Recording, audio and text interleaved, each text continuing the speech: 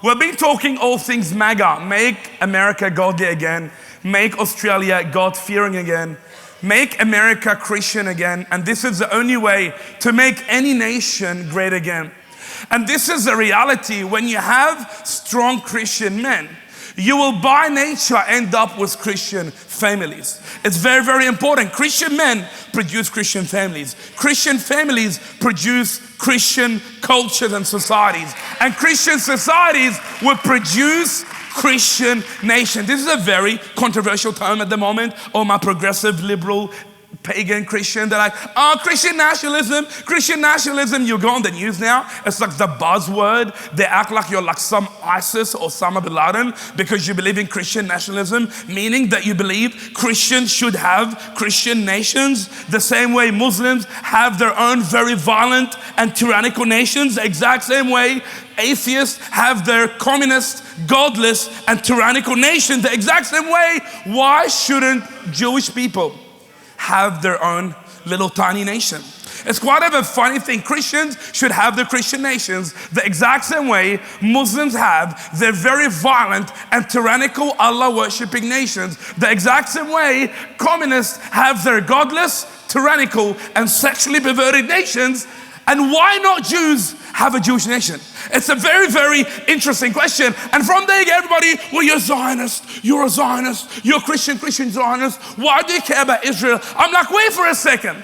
Jesus was born in Bethlehem, which happened to be in Jerusalem. And guess what? It wasn't in Palestine. It was actually in Israel. Oh my God. Oh my God, it's mind-blowing how many Christians that don't believe in the historical accuracy of the Bible.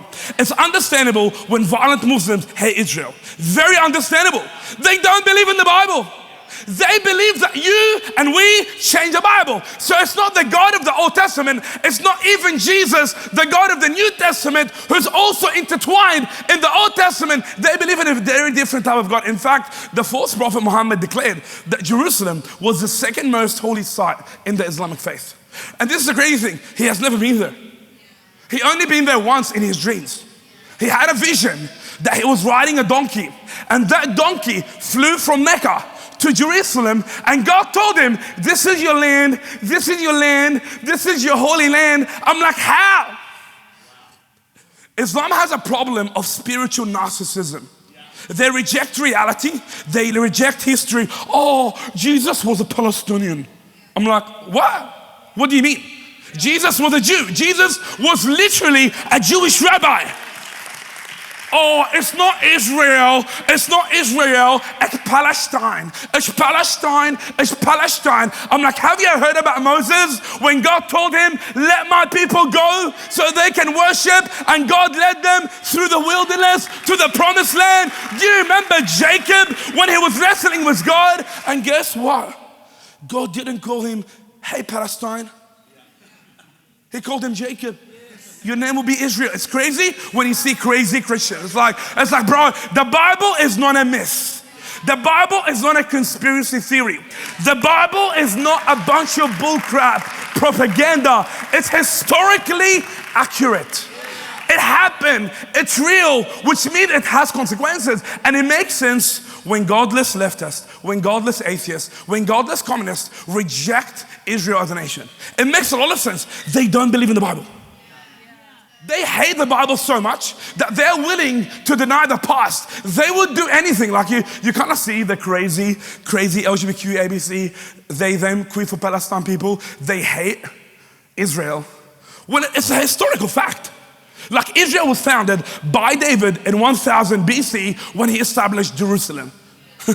That's a fact. It's a fact. And then Israel was destroyed 500 years later by King Nebuchadnezzar, and it was rebuilt again in 515 by King Cyrus, and it got destroyed again by the Roman Empire. So you can see the history of Israel. God promised Israel to Abraham, and then Jacob, who became Israel, fought for God for Israel. And then you get Moses, where God told him, let my people go so they can worship in Palestine. Not really, so they can worship in Israel. And then you have King David. King David was born in Israel. Solomon was born in Israel. There were kings, queens, prophets and priests born in Israel.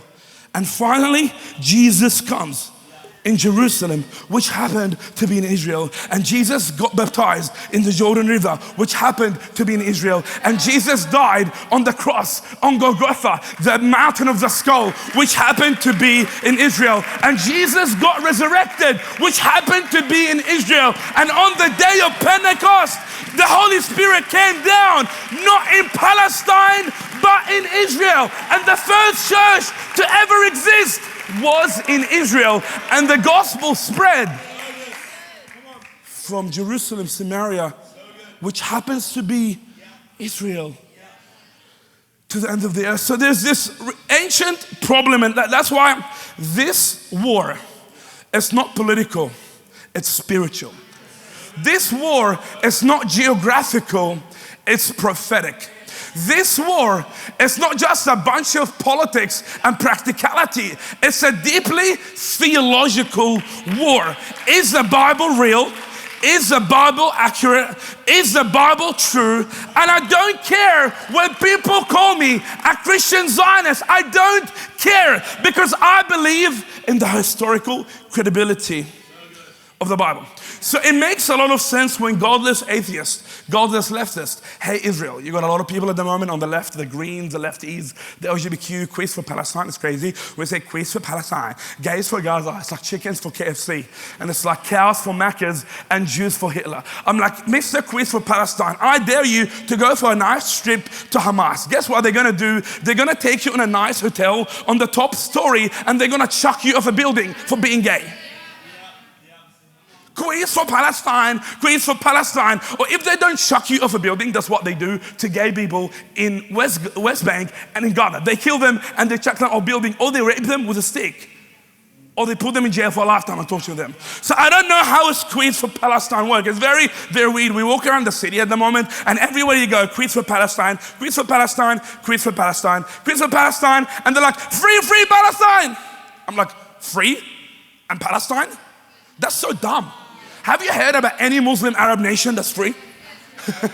Or free Palestine. I'm like, let's look at Egypt down the road. It's an authoritarian Muslim totalitarian state with no elections and democracy. Or free Palestine. I'm like, have you seen Gaza? Gaza is a totalitarian one-party system. What do you mean by free?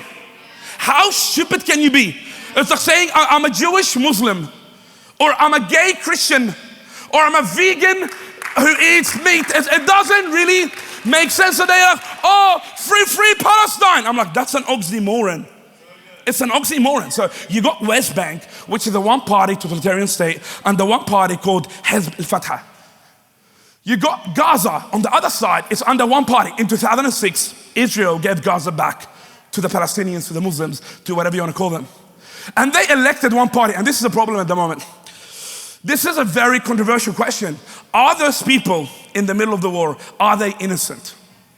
This is a very good important question, because 71% of people in Gaza agree and support the horrific attack on October 7th, when Jewish women and children and citizens were butchered, killed, and innocent young women raped. 71% of people in Gaza support that. 71%. Not just that, more than 70% of the people in Gaza, they voted for Hamas. In fact, if they have an election again right now, Hamas will win again.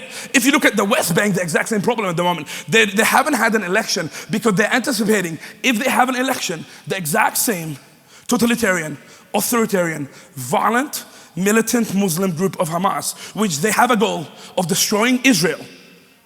The goal of Hamas, it's on their website, they removed it, destroying Israel and annihilating the whole Muslim nation. From the river to the sea, Palestine will be free. What is that sea? That's a sea of the Mediterranean Sea. What is the river? That is the river of Jordan. If you have read your Bible, which a lot of you haven't, that's why you become pro-Palestine. When God told Joshua, I will give you the land from the Jordan River to the Mediterranean Sea. So when they say from the river to the sea, from the river to the sea, what they really mean is the promised land that was given to Abraham. That's what they mean. And not just that, from the river to the sea, from the river to the sea, it's a genocidal chant. What do I mean by that? It literally means from the river to the sea, every single Jew in the middle need to be killed and eradicated. That is the reason most Muslims in Australia do not condemn Hamas. They don't condemn Hamas.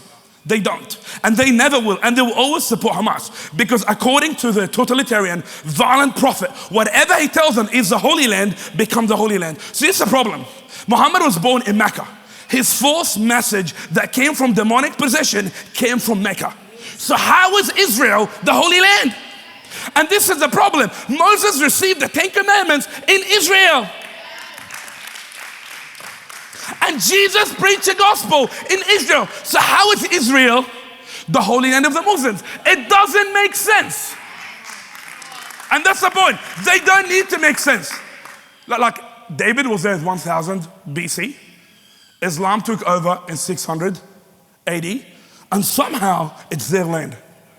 It's like, how does that make sense? Can you please try to make this make sense? For 2,500 years, the Jews have been worshiping Yahweh, the God of the Bible, in Israel. That's the truth. This is the truth. And for 600 years, Christians were worshiping Jesus, particularly Orthodox Christian in Jerusalem. There was 4 main churches in the Middle East that got destroyed by Islamic terrorism, by Muhammad followers and his violent demonic message and his violent Allah. 4. There was the Church of Jerusalem, the Church of Alexandria in Egypt, the Church of Constantinople, which doesn't really exist anymore, which is Turkey. Turkey used to be 90% Muslim, now it's 99%. Sorry, Turkey used to be 90% Christian, now it's 99% Muslim. And the church in Greece. And this is what happened in Jerusalem in 600, is that Omar ibn al-As, who was a very violent, militant leader, after the death of the false prophet Muhammad, he declared war on Jerusalem and on Egypt. And he went to Jerusalem, and this is very, very important. I told you, the Jews controlled Israel until 70 AD, when the Roman Empire decided to destroy the temple, rename it into Palestine, to rub it in their face, and then they all went into diaspora. Literally, the Jews, they were all killed. The historical accounts say there were dead Jews on the floor everywhere. So all the Jews had to run across the whole world in diaspora. That's literally the story. And what happened next is that as Bartholomew stayed in Jerusalem, as Peter and Paul were in Jerusalem, most of Jerusalem became Christian. That eventually in 300, Christianity became the religion of the state. Egypt became Christian, Turkey became Christian, Armenia became Christian, Jerusalem became Christian. And then you had the church until that very violent, militant Islamic governor, after the death of Muhammad, because Muhammad sent them a message, hey, surrender and you'll have peace. Surrender. They told you religion of peace. They don't mean peace. They tell you you'll have peace if you surrender. And if you don't surrender, we're going to kill you. And this is the funny thing about Muslims. When they're winning, they will kill you. When they're losing, they act like victims. So this is exactly what's happening at the moment. They're acting like the victim. Oh, Israel, well, you attacked it first. Like, it's very, very simple. If you don't have the weapons to destroy a country, you shouldn't attack. It's kind of common sense. And that's how the game works with Islamic and Muslim, is that there is a winning and killing you, or they act like victims when they're losing. And this is the funny thing, the exact same people, the exact same Muslims that were celebrating on October 7th, death to Israel, and victory to Allah, they are the exact same Muslims that are crying right now, ceasefire. I'm like, you're celebrating. Are you crying or celebrating? I'm not really sure. See, it's hilarious. It's like Iran attacked a few weeks ago, 200, and the same Muslims were celebrating. But then the day after, ceasefire. I'm like, wait. Do you want peace or war? You have to pick one. But that's the thing. That's how Islam works. When they're a minority, they act like the victim. When they're the majority, they will destroy the hell out of you. This is very, very, very important. And that's why the response, it doesn't add up and it doesn't make sense. It's like, are you celebrating or are you crying? And they do both at the same time. And dumb, empathetic people will fall for it because they don't, they're like, wait for a second. So do you want peace or do you want war? And this is the paradoxical reality of Jerusalem, because Jerusalem is literally the city of peace. Is that Jerusalem, the city of peace, is the cause of most war in the world. It's kind of paradoxical. Jerusalem, the city of peace, is the cause of most wars in the world. Why? Because it's the Holy Land. It's a holy land. This piece of land is very, very important. It's very, very important for the Christians. I'm not sure what you believe about your eschatology, but Jesus is going to establish the New Jerusalem. So I don't know, he might come back, you might go to him, I'm not really sure, but what I do know, the new heaven is called the New Jerusalem. This is the reason. Jerusalem is kind of important if you're Christian. And for Jews, it's the exact same thing. As they believe in the Messiah coming back, which already came, Jesus, they believe that their Messiah will come to reign in Jerusalem. And this is the funny thing, Muslims believe the exact same thing. That one day, their Savior, Jesus, who is their Christ, but when you look at his character, they say Jesus is coming back to kill the Jews. And I'm like, what?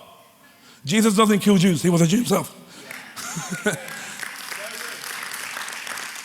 They say that one day Jesus will come and lead the Muslims to war, and they're going to kill every single Jew. And not just that, they're going to kill every single Christian like me who support the Jews.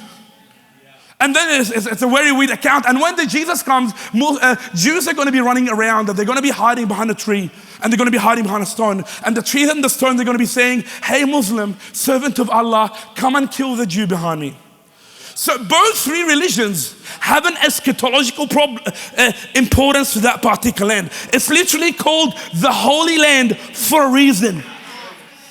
So don't be surprised when you see war across the whole world. Like, it's crazy when you find Muslims like, free Palestine. I'm like, you live in Australia. Why do you want to free Palestine? Why don't you go back to Palestine? Like, free Palestine, free Palestine. I'm like, you came from Palestine. Go back to Palestine. It's crazy. You look in America, the exact same thing. Like, there was a lot of Muslims in Washington, D.C. when I was there, and they were literally burning the American flag and putting up a Palestinian flag. I'm like, you came to America to put a Palestinian flag? Why don't you go back home? Go back home. There's a lot of flags there.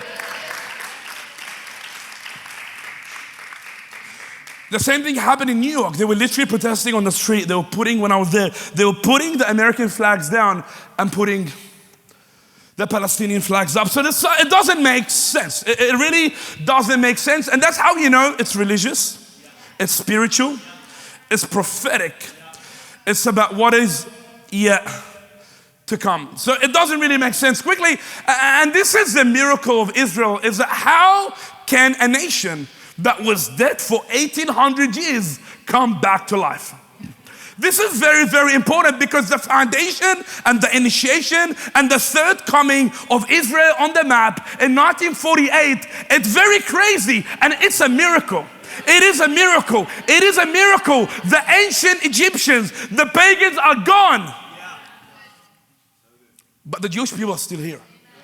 It is a miracle that Babylon that took them to captivity under King Nebuchadnezzar, they're all gone.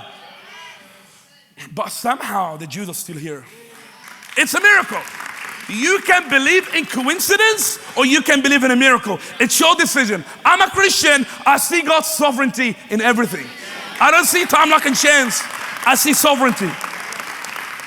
It is a miracle that Assyrian empire that took them to captivity is gone, but they're still here. It is a miracle that the Babylonian empire that took them to captivity is gone, but they're still here. It is a miracle that the Persian empire that took them to captivity are gone, but they're still here. It is a miracle that Alexander the Great that conquered Israel, he's gone, but they're still here. It is a miracle that Rome, who destroyed the temple, it doesn't exist anymore, except for the Italian pizza, which I love. But the Jewish people are still here. You can believe in miracles or you can believe in coincidence. You can believe in God's sovereignty or you can believe in time, luck, and chance. You get to decide that. You call me Christian Zionism, Christian Zionism. And what they mean by Christian Zionism is someone that believes in the historical accuracy of the Bible. Meaning that Bible actually, when they said there is Israel, that means it's a land, it's a people, it's a country, it's a nation. It's not a spiritual experience. I'm Israel and you're Israel and we're Israel. No. It's an actual location. It's actually a place, a location, a land and a people.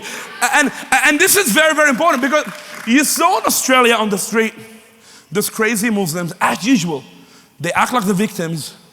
Then they're violent, then they act like the victims, They're celebrating, then they're crying. They're crying, then celebrating. Gas the Jews. They were screaming last year in front of Opera House, gas the Jews, gas the Jews. And now they're screaming every single week, ceasefire. I'm like, gas the Jews or ceasefire? Which one is it? It can't be both. It can't be both. It can't be both. And they were screaming, gas the Jews, gas the Jews. I love the Australian Federal Police. They released a statement saying, oh, those Muslims were not screaming, gas the Jews. They were screaming, where are the Jews? I'm like, yeah, they wanted to cuddle them. They were looking for Jews because we know Muslims love Jews, don't they? They love to hug them. They love to cuddle them. That's why they attack them and rape them and butcher them. So 1,000 Muslim Australians, they were saying, where are the Jews? Because they wanted to hug them. I'm like, wait for a second. They didn't say, where is the Jews? They were saying, where is my shoes? 1,000 people were looking for the shoes at the same time. It's very, very important because this is a demonic spirit that has been around for a very, very, very long time. That spirit, it's the same spirit that's after Christians. It's the exact same spirit that's after the Jews. It's an ancient demonic spirit that came on Pharaoh and told him to kill every single male born of the Hebrew babies to end up killing Moses. That spirit in the Bible, that exact same demonic spirit went to Haman in the kingdom of Persia. Haman was on an aggressive mission because he was possessed by the demonic spirit. He was on an aggressive mission to kill every single Jew that worship Yahweh, the God of the Bible, the God of the Old Testament. The exact same spirit came in Herod when he decided he's gonna kill every single male Jew that is born in Jerusalem. That same spirit climaxed itself in Hitler in the 1940s to kill 6 million Jews. And right now, that exact same spirit is on a lot of Muslims who hate Israel. They hate the Jews. They want to destroy Israel. They literally say in Hamas's mission statement, we want to annihilate Israel from existence. From the river to the sea, Palestine will be free. Meaning from the river to the sea, Israel will be destroyed. They don't want to negotiate. They don't. There's no negotiation with Islam. It's their way or the highway. That's why there's no solution. And there will never be a solution, in case you didn't know. This war will always be until the end of time because it's a prophetic war, it's a biblical war, it's a theological war, and I'm going to prove that to you by the end of the sermon. You'll see what I mean by that. It's very, very important. So that demonic spirit that was in Hitler that killed 6 million Jews is the exact same spirit that orchestrates, moves, and maneuvers all these protesters in Australia that scream Free Palestine. It's a spirit of Hitler. It's a spirit of Hamas. It's a spirit of Haman. It's a spirit of Pharaoh who decided to kill every single Hebrew-born baby. It is the spirit of Herod. And that spirit animates a lot of people. I told you, Israel will be the cause for World War III. Like right now, you have Iran, which is Persia, shooting Israel. You have Yemen with their terrorist group, the Houthis, shooting Israel. You have Hezbollah on south of Lebanon. I know a lot of Lebanese friends. Look, oh, it's crazy when you see like Christian Lebanese, free Hezbollah, free Hezbollah. I'm like, free Hezbollah? I'm like, Hezbollah literally means the party of Allah. You wanna free Allah? I'm like, oh, okay, that's interesting. That's funny. You're free Hezbollah, Hezbollah. I'm like, Hezbollah? Hezbollah literally means the party of Allah. So did you just abandon Jesus for a moment to support a political party called Hezbollah?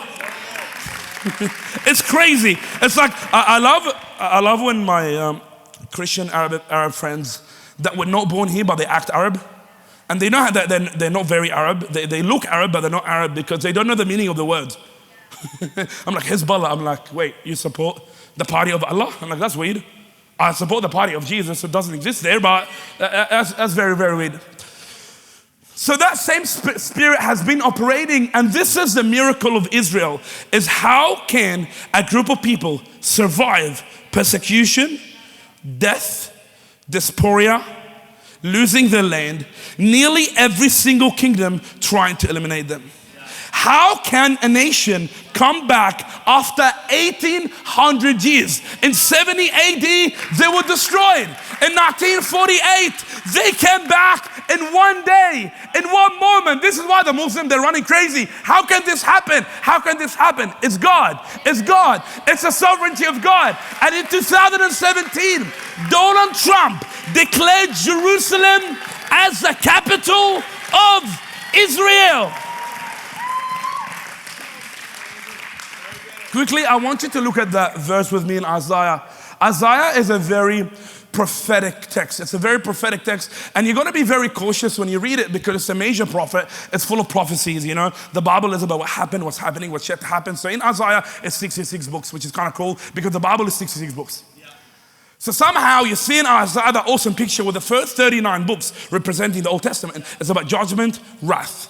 And the last 26 books is about deliverance and salvation. So Isaiah is a very, very prophetic book. If you like the book of Isaiah, I think Martin preached about it before. You know, unto us a child is born, unto us a child is given, and the government shall be on his shoulders. He'll be called Wonderful Counselor, Everlasting, Prince of Peace, and his kingdom will never end. And that happened to be Jesus.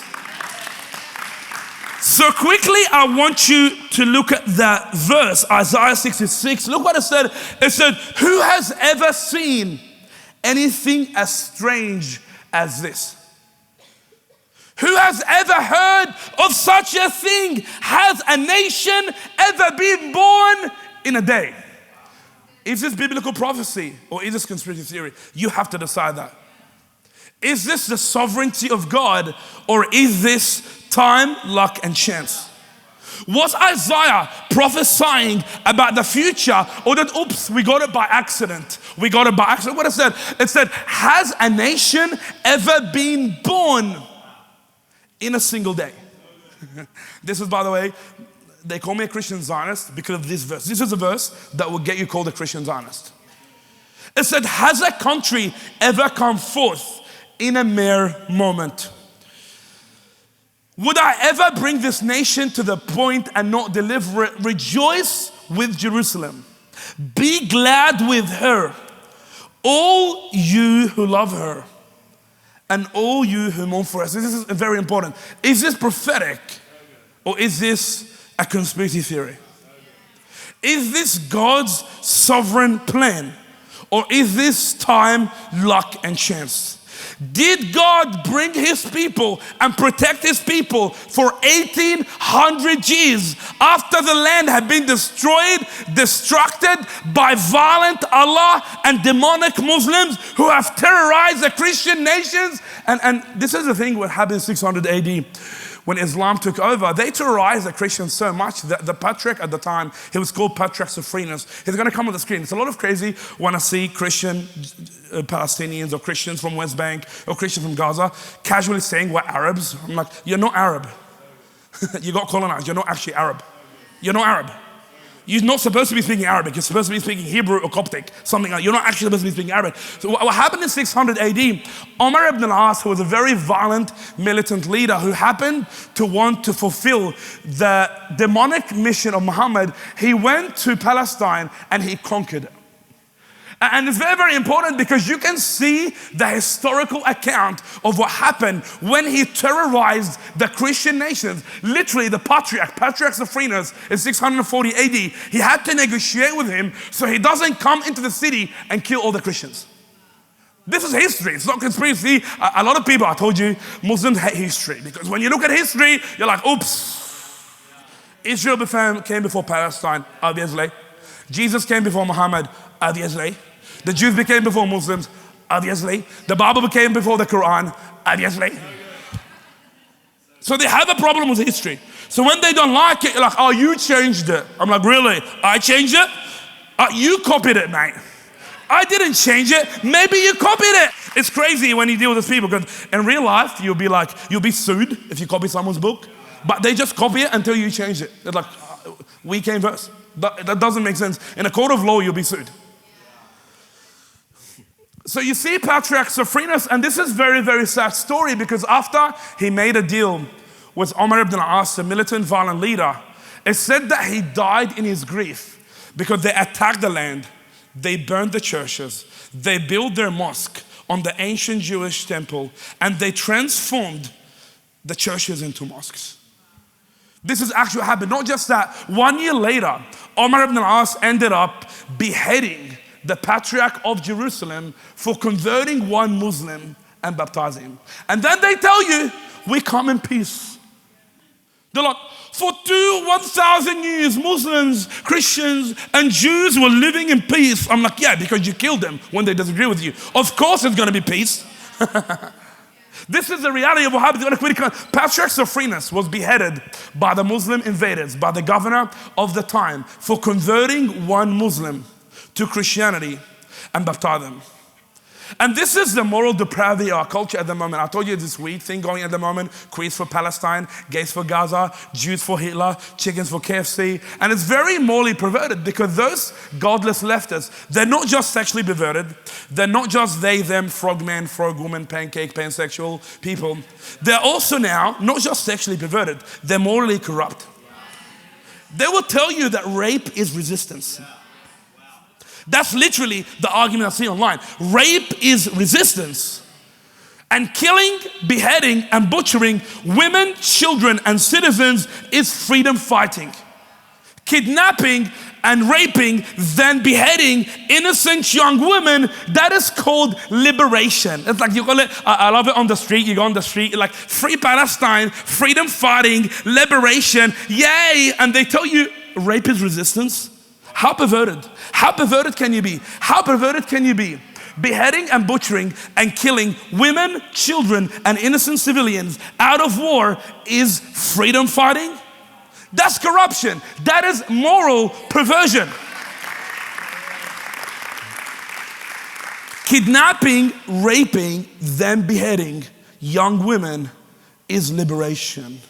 And this is an issue. This is not very out of character when it comes to Islam. The problem is we have at the moment is that most people reject history, most people don't read history, most people, I was talking to a crazy leftist lady this week, like I was literally in Bondi, chilling on the beach, it was awesome. I couldn't go to Lakemba, they would kill me, so I went to Bondi. I definitely cannot go to Lakemba.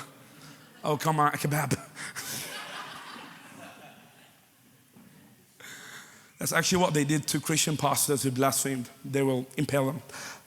Kebabs, that's probably where kebabs came from.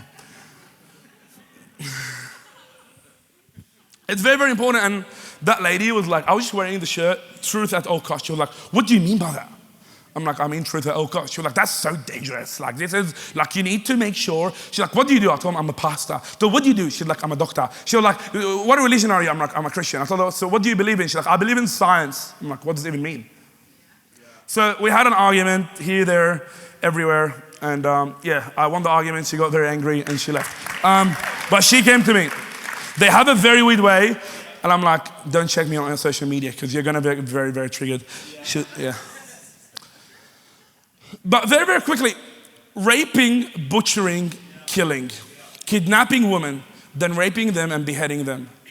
Butchering and killing children and women and innocent civilians is not out of character of the nature of Islam when you look historically. It's not out of character. You should be very shocked actually when they don't do that. They were like, genocide, genocide, genocide. Israel is committing genocide, genocide, genocide. I'm like, wait, let's see. Quickly, it's going to come on the screen. This is a very, very evil picture of a painting by a Russian in the 1800s that was called the Martyrs of Bulgaria. It was women that were worshipping in church. This is what the Muslim Ottoman Empire did to women. They invaded churches. And what they did is that they will kidnap the women in the church, just there. Look at the picture. You'll see a Bible and a cross and women in church. Those demonic Ottoman Empire Muslim men will invade the church, strip the woman, take turns in raping her, then they will behead her. And that's exactly what's happening in the photo at the moment. That is the history of Islam. So when you see them doing that on October 7th to Jews, they do that to everybody. See, like, oh, we're only doing this because of Israel. I'm like, no. You will do that to the Christians, and you have been doing that to the Christians for the last 1400 years. This is no conspiracy. Go and check in your own time. You will do that to the gays. You will do that to the Buddhists. You will do that to anybody that disagrees with you. This is the story of Islam. If you disagree with Islam, that's what happens to you. So Jews, Christian, gay, homosexual, frogman, frogwoman, whatever you are, that's how they deal with people. The next picture is very, very shocking. It was the patriarch of Constantinople, George V. Very, very sad, because Constantinople was the capital of the Christian faith, Constantinople. Right now, this capital is 99.9% Muslim. So Christianity there is finished and gone, not by preaching the gospel, but by violence. Not by the preaching the gospel, but by war. Not by freedom, you choosing to repent of your sin, but by the power of the sword. And you see at the moment is that on Easter Sunday, the Ottoman Muslim Empire, they grabbed the pastor, that priest, Patriarch George V, and they grabbed him out of church in front of all the congregation. They tied him up, they executed him publicly, they hanged him publicly in the public square, and they left his body for 2 days. After 2 days, they took that patriarch down, they mutilated his body parts, they chucked him into the sea, and by the grace of God, a few Christian Greek sailors were able to find his body and take him back to bury him. By the way, this is 2 stories out of thousands. Like, I haven't even dug through. There are hundreds, if not thousands, of photos of demonic, evil, butchering, raping, beheading Christians, pastors, women, every single person you can ever imagine by violent, militant Islam across time, space, and culture. So raping, butchering, beheading, killing, kidnapping, it's not out of character when it comes to Islam. And that is the reason most, if not all, Muslim Australians, I don't even think they're Australian, they're just Muslim, they would not condemn the raping of women that happened on October 7th. They're not going to condemn it. You can ask them, do you condemn what happened? Well, like, actually, sometimes you should rape. I'm like, really? Sometimes you can kill innocent babies and kidnap women. Sometimes. And this is actually moral depravity. And then they tell you genocide. Israel is committing genocide. And this is the funny thing about these crazy people. The word genocide exists because of the big genocide that happened to Christians in the 1900s. The first ever genocide the first ever genocide in modern history was actually the Armenian genocide. And this is very horrific because they don't teach you that in school.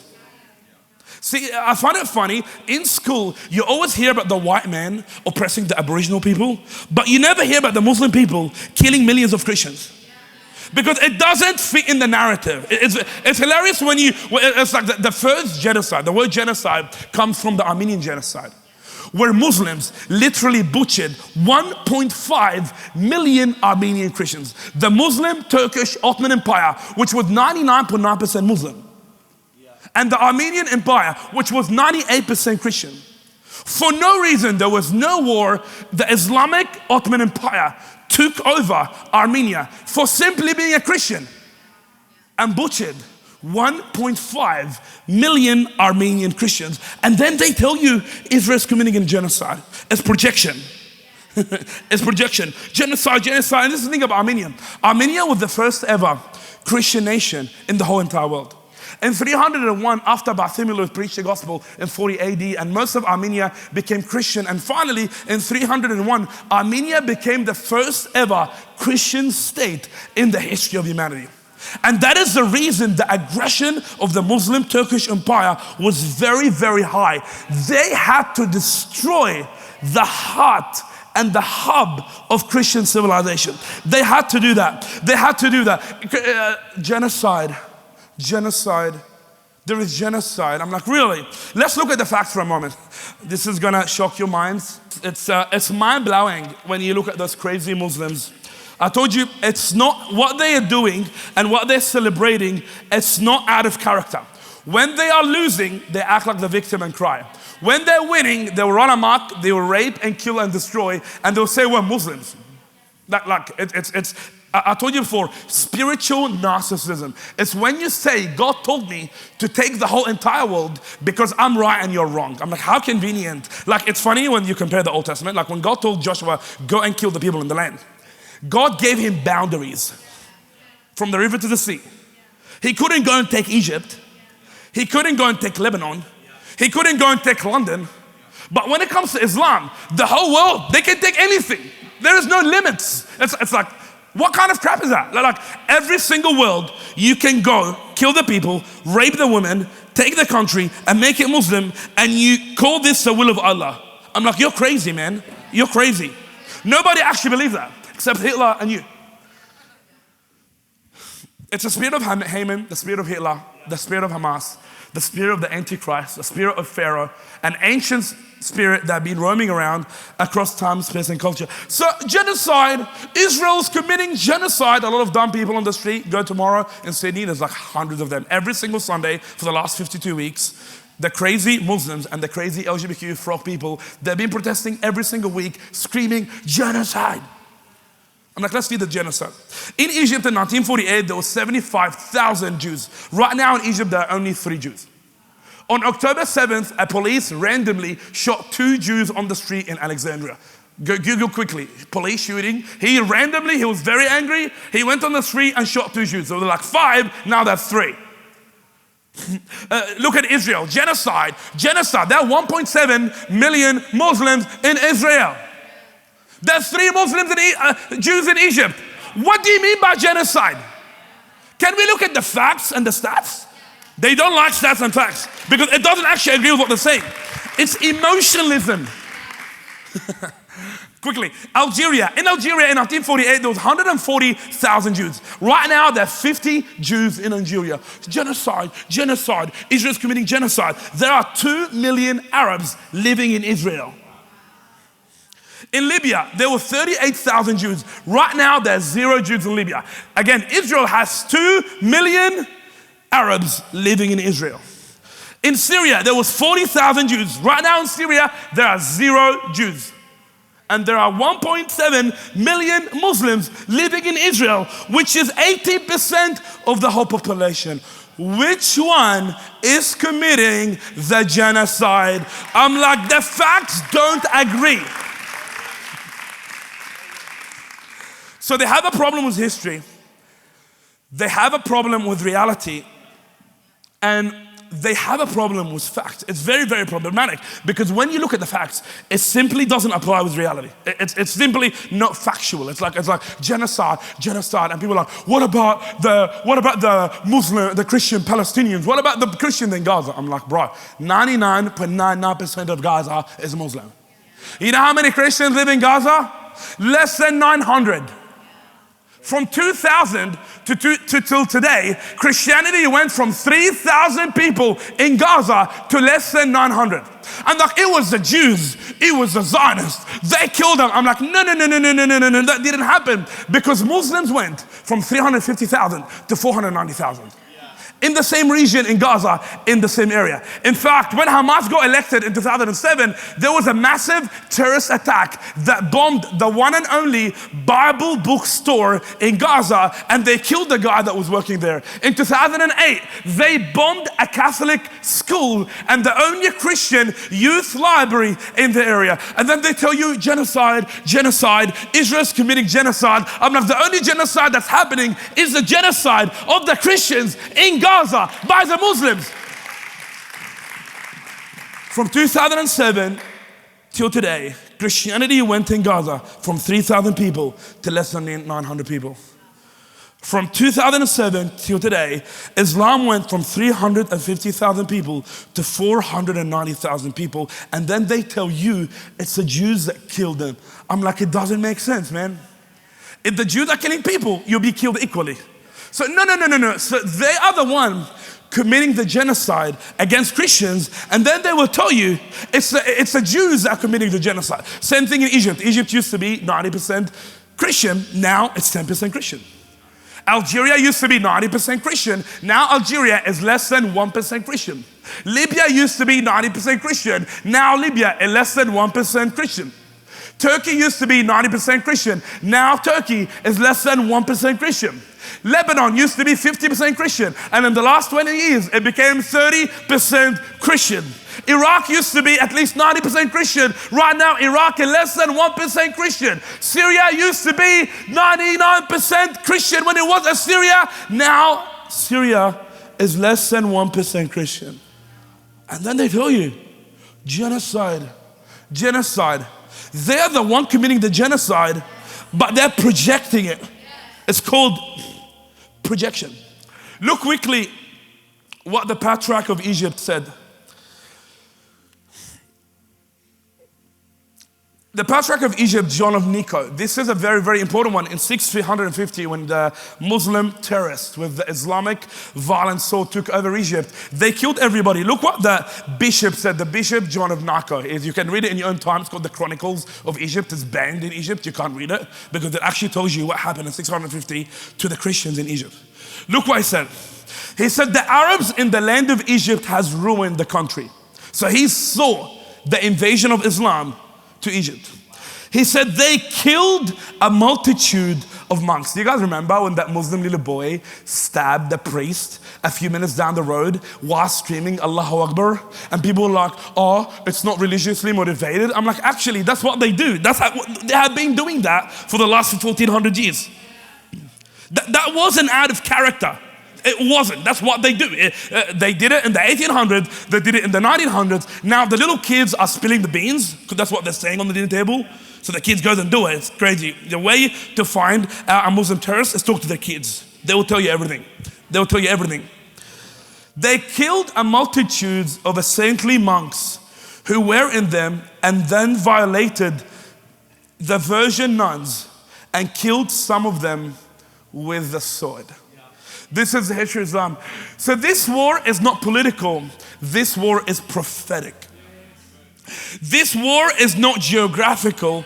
This war is moral.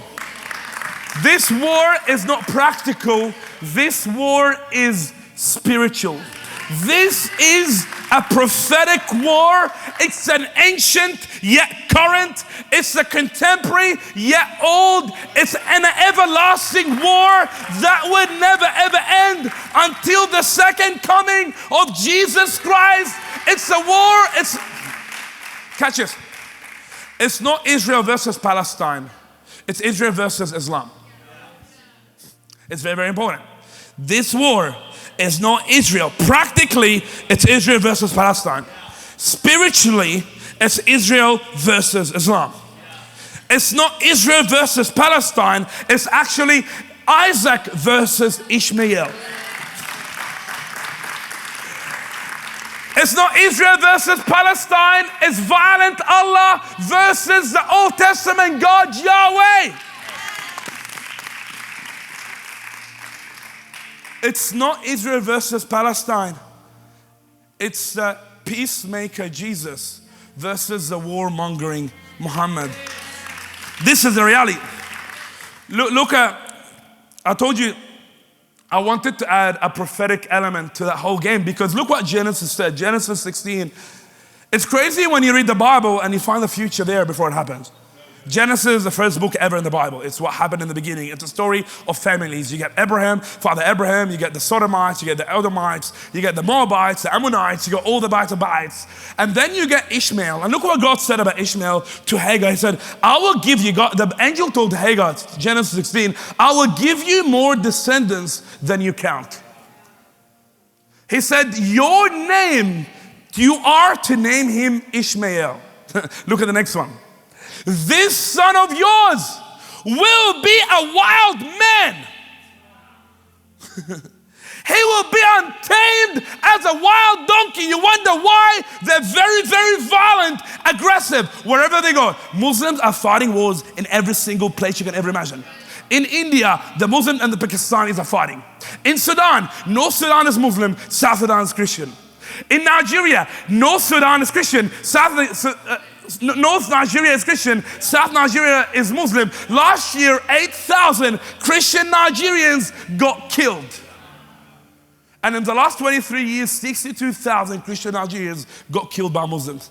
They're having war in Israel with Palestine.